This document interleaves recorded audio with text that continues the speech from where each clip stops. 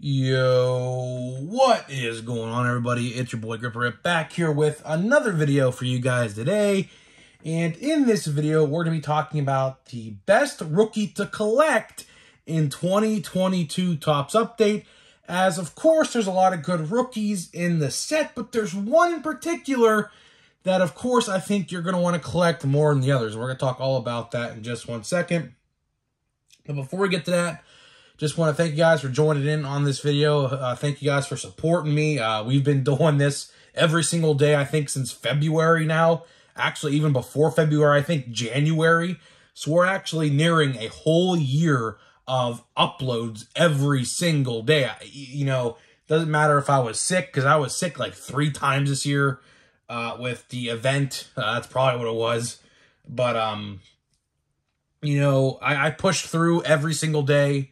You guys watched, you guys commented, you guys liked, you guys subscribed, turn on the notification bell. I always say this, if you give out awards, right, like how like Rookie of the Year and things like that in baseball, I'd like to say that I'm probably Rookie of the Year in the baseball card YouTube realm because we've just been pulling very good numbers all year long, and that's thanks to you guys. You know, I wouldn't be here if it wasn't for you, and I find it very awesome that you guys like to listen and value my opinion to a sense. It means the world to me that I have a platform to come on here and talk.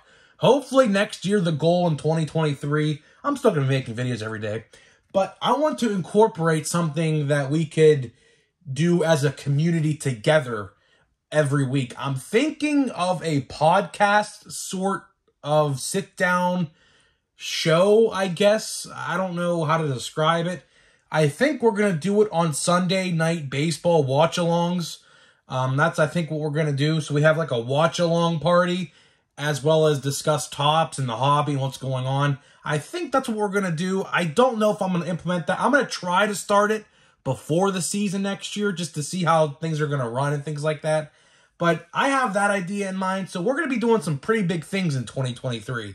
You know, aside from uploading every single day like we already do. And I'm going to start pushing the channel memberships again. I'm going to start making exclusive videos there weekly for people who want to join the channel. Merchandise is on the way.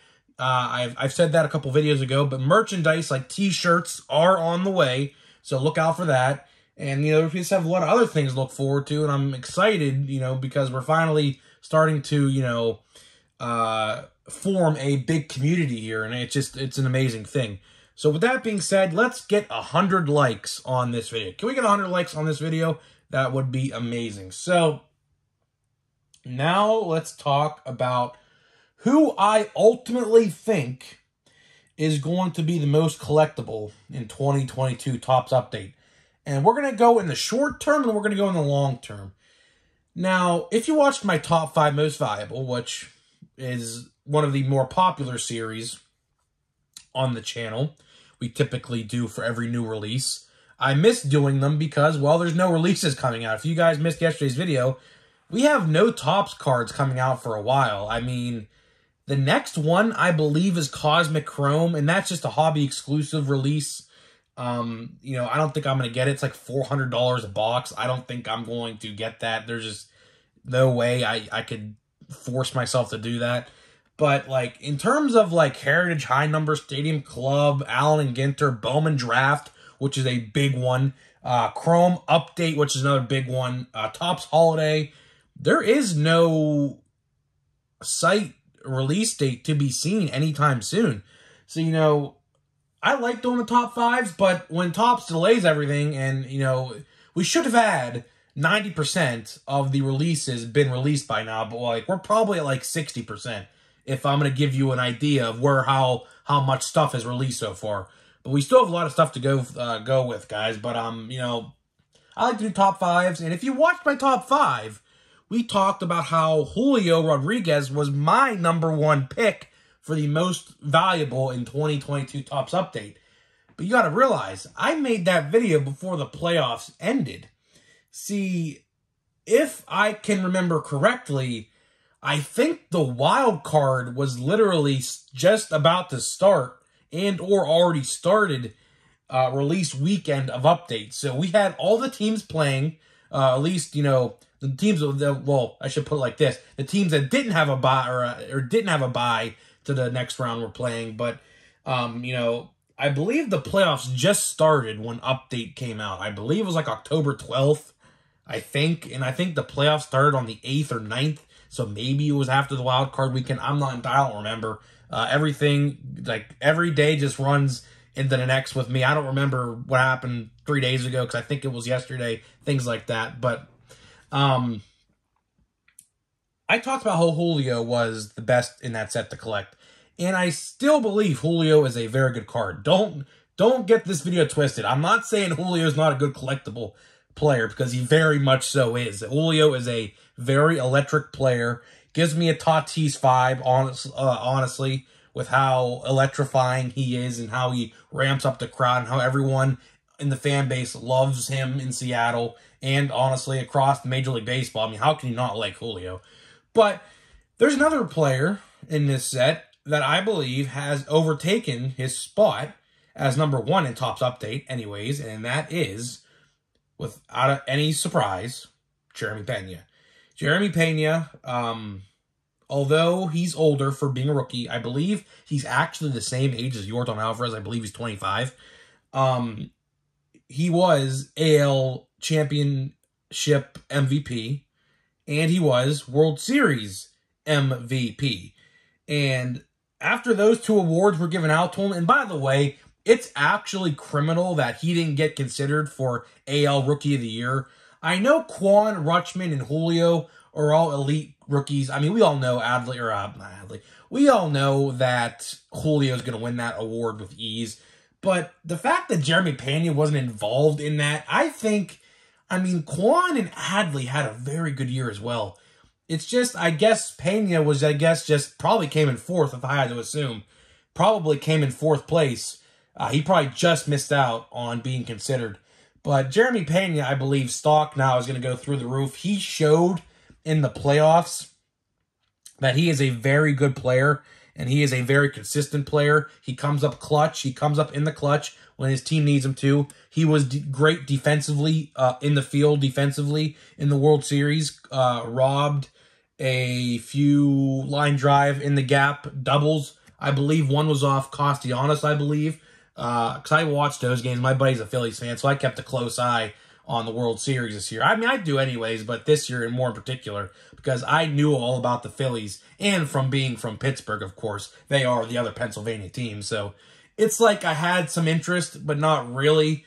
You know, he's mad at me because I was like low-key rooting for Houston because if it's not the Pirates in the World Series from Pennsylvania, then it's nobody. That's how I look at it, at least. You know, I think, and speaking of which, I know this is completely off topic, there's an article that just came out today about Brian Reynolds, and our management believes that we're going to be competitive in 2023 and 2024, which is a huge step in the right direction if you're a Pirates fan.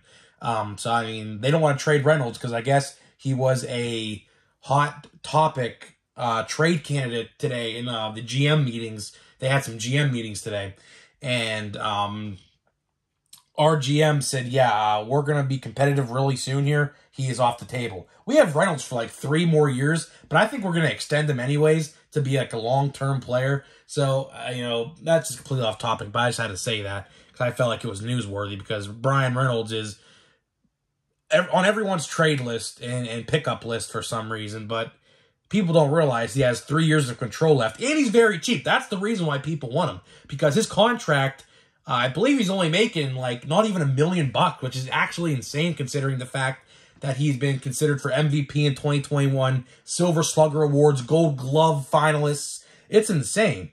But, you know, getting back to Jeremy Peña, I kind of went off topic there talking about my Pirates because, you know, I don't have a lot of people to talk about the Pirates with, but you know, Jeremy Peña, I believe, is the #1 rookie to collect now in Update. He has a lot of other rookie cards in Update as well, aside from the debut and the original rookie. He has, I believe, an 87. I believe he has a Stars of the MLB. I believe he might have a relic card in blaster boxes. I'm not entirely sure on that. My brother said he was in there anyway, so I'm just going to take his word for it. He has the Mojo card. I'm sure he has other inserts and other things, parallels, you name it. But I believe after the World Series, especially considering the fact that he won World Series MVP, which I actually didn't think he was going to, but comparing the numbers to all the other players, he was the most consistent. I always interpreted the World Series MVP determined or came down to who was, I guess, the most clutch in the right time. And I certainly, after Game 6, thought Jordan with that absolutely towering moonshot over the batter's eye was going to win the World Series MVP, considering the fact that that was the home run that sealed them the championship. But in terms of consistency, you know, Jordan was not consistent in the World Series. I believe he was like 1 for his last 42 or something like that. He was not good in the playoffs statistically.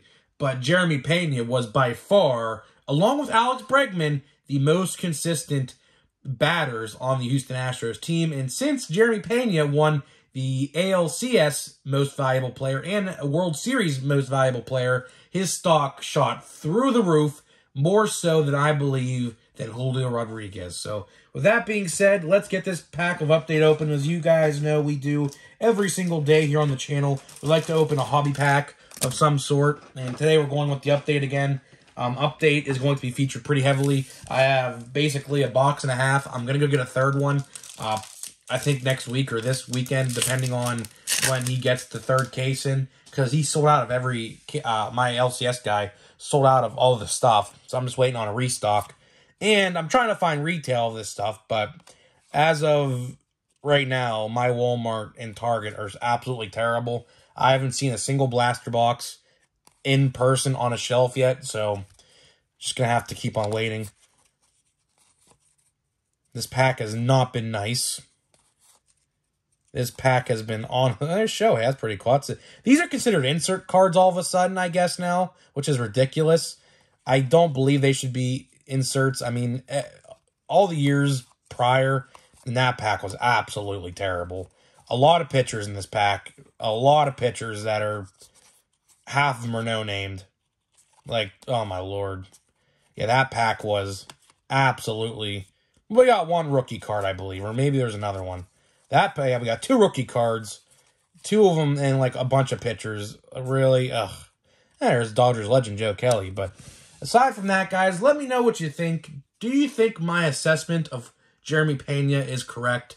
I think it is. I think Jeremy Peña is going to outbeat, for the time being, and I always say this, baseball card stock literally rises and declines every single day. They play 162 games.